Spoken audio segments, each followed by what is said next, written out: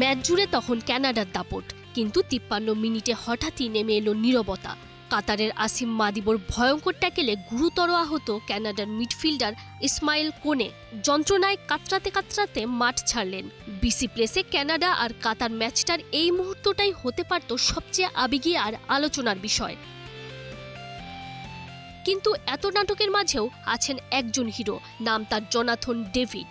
এবারের বিশ্বকাপে লিওনেল মেসির পর যিনি দ্বিতীয় হ্যাটট্রিক পাওয়া ফুটবলার।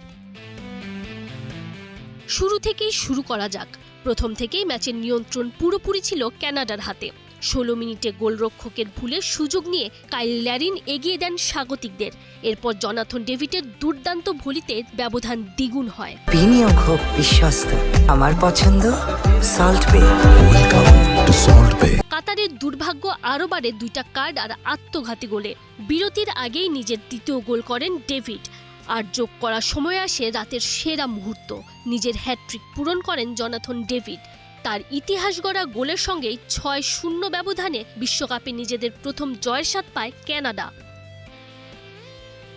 শুধু জয় নয়, 1966 সালের পর প্রথম স্বাগতিক ফুটবলার হিসেবে বিশ্বকাপে হ্যাটট্রিকের কীর্তিও করেন ডেভিড। আর নকআউটের স্বপ্নের নতুন করে ডানা মেলল Canada. Tanzim Mashib, star play.